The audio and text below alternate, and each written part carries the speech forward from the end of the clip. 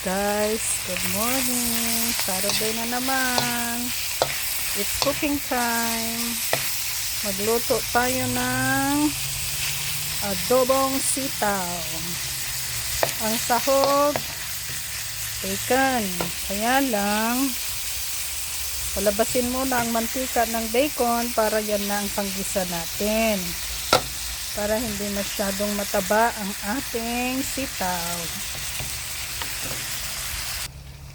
Yan, lumabas na ang mantika ng bacon. So, see? Dami ng mantika. You don't have to add. Later, we'll put the bawang and sibuyas.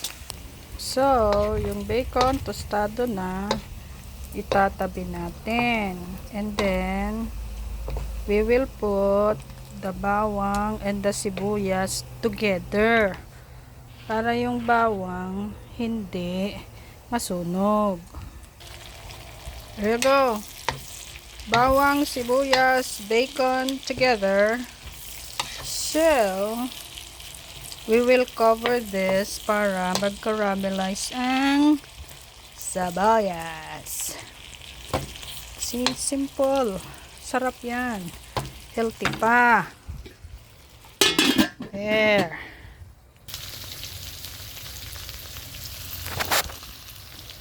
Yan. Caramelize na yung ating sibuyas. So, we're gonna put the sitaw. Sa gulay. O, diba? Healthy siya. That's how you cook sitaw. Simple lang. Mamaya, lagay na natin yung soy sauce and suka.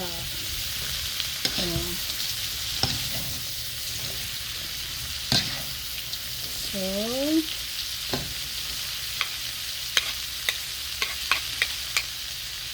simmer lang yan ng ilang minutes. And then, we'll put the suka. Okay guys, this is water, soy sauce, vinegar, and cubes. So, we're gonna put it and let it boil. And, tikim-tikim na lang kung tama ang timpla. And then, pagluto na yung sitaw, crispy-crispy na, we can eat it. Okay, bye. See you later. Titikman natin kung tama na. Otherwise, we'll put Silver Swan soy sauce. We'll see kung tama na yung alat.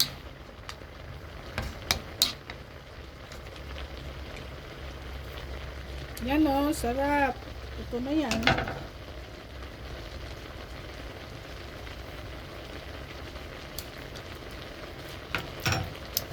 Matabang. So, put more soy sauce. Yung asin, tama na.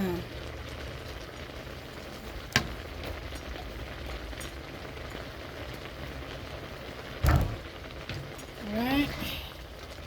Isang halo na lang. And we'll see. Kasi malutong na siya. Luto na to. I can smell the vinegar sa adobo. Try it again.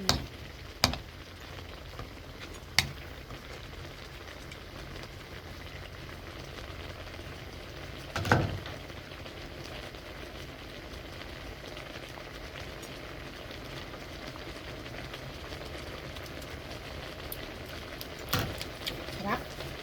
Ito na. So, papatay na natin ang apoy. At, pababayaan na natin dyan. We'll let it cover there. Turn it off. And then, ito na. Okay. Dito ako nagluluto sa labas para hindi mangamoy ang aking bahay. And look at my view. Perfect. Diba? Ganda ng weather. Oh, there is a bird there. Oh, tingnan mo siya. Oh, dami na. Oh, diba? Maliliit na hummingbird. Hummingbird ba yan? Their color yellow. Happy sila. May tubig.